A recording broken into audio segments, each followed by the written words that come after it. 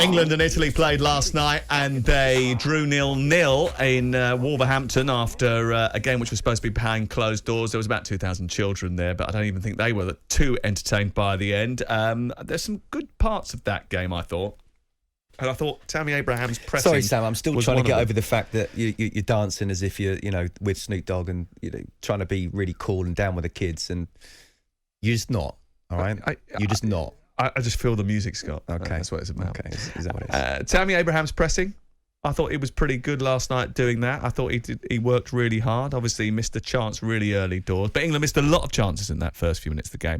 And I wonder whether you agree with me. It wasn't a bad game to watch up until half-time, but it died desperately in the second half. Look, do you know what? I mean, I said here on Wednesday that I don't think, and it would be quite radical, and I'm not surprised Gareth Southgate didn't do it, but 4 games in 10 days at the end of a really, really tough season, I wouldn't have picked half of that squad. I really wouldn't. I wouldn't have picked. I mean, there aren't many Liverpool players there anyway. I wouldn't have picked any City players other than Grealish, who's got a point to prove. Wouldn't have picked Harry Kane. Wouldn't have picked Declan Rice, and just say, look, have the summer off. So I'm not.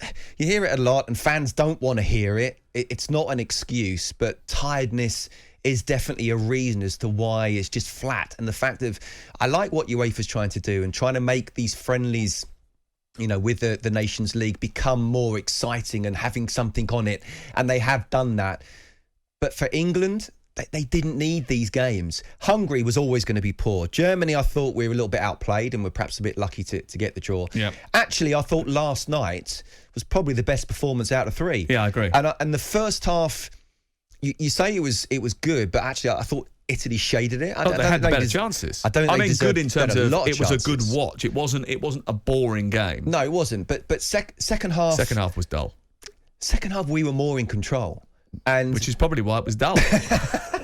No, but that sounds like a joke. But taking control of a game and killing off the opportunities that the other team have is part of the game. There are not many international games that are really, really exciting nowadays because it's so difficult. It's almost like a chess match. Yeah. Who watches chess for 90 minutes? I certainly don't. Not us. It's...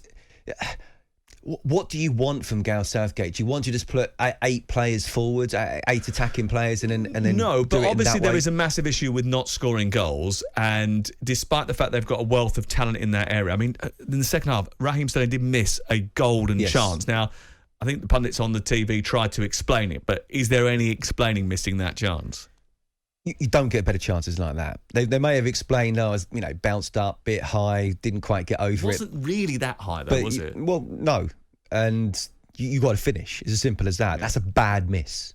You don't get... Talk about how international football's almost chess-like. You don't get chances like that. And if you do, you quite simply have to put them away. And Mount should have scored his one as well. Yeah, Mount should have scored. So one of those. I mean, you're right, because Italy had lots of chances. Oh, yeah, they did. And I thought Ramsdale made a really good save in the first half. But let's just say we nicked it 1-0. Everyone would be saying, wow. I still don't know how Italy are not in the World Cup. No.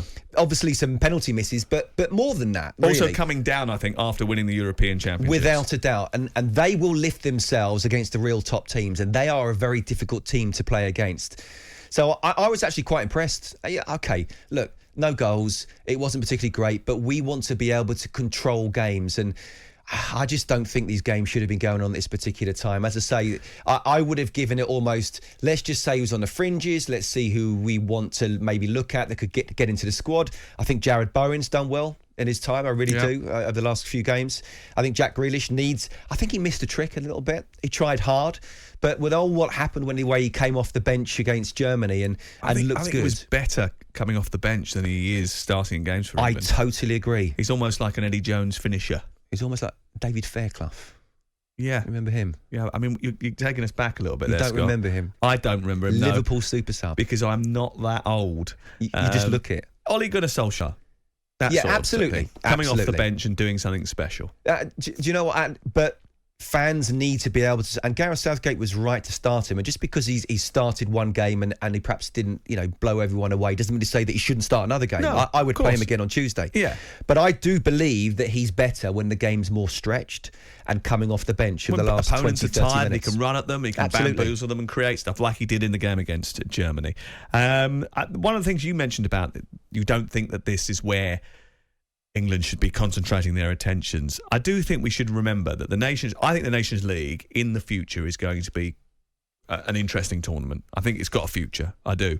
Because I think the idea of playing better opposition, testing yourself against better opposition is so much more useful than playing USA in a friendly or even Germany in a friendly, because you can make too many changes, it doesn't work, and no one's really buying into it. There's no jeopardy in the match, and actually it becomes a bit of a trudge, really. Yep. I also think they're more important than Nations League games than some of the qualifiers where you're playing Andorra or San Marino like we did during the last qualification campaign. We're winning 10-0. What's the point in that? What are you learning from that? Nothing. And what are San Marino learning from that? Nothing. But because of the World Cup where it is, and in the calendar, so it's in November, which is ridiculous, they've had to sandwich the Nations League into this period of the calendar. And they've put 4 fixtures in 14 days, and it's just not wise.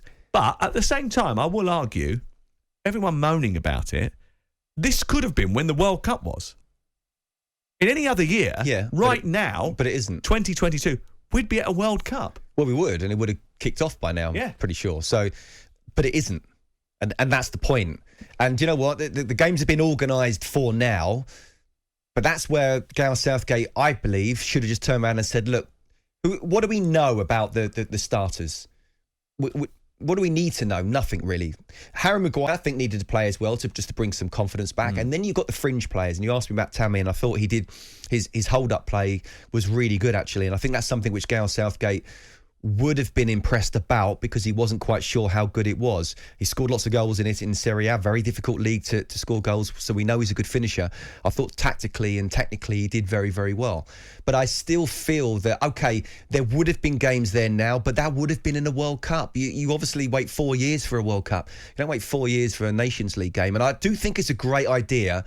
For countries like England, we're going to qualify all day long nowadays. The way it's changed, and the groups that we get in terms of Euros and the World Cup. So what will we learn out of games like Andorra and San Marino? Absolutely, we need to be playing the top teams. Really, really good.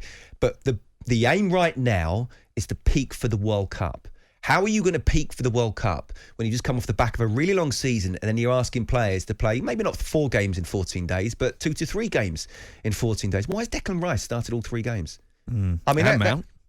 Mason Mount as well. Yeah. And we know enough about those. So for me, I just think Gareth missed a bit of a trick by saying, okay, do you know what? I'm going to treat this as a way of seeing who I could add in, and maybe the last 8 places, because let's face it, he probably knows, 15 probably people, more, yeah. maybe more. 18, yeah. But who can come in and do really well? And then I also think expectation shouldn't be there for the fans as well.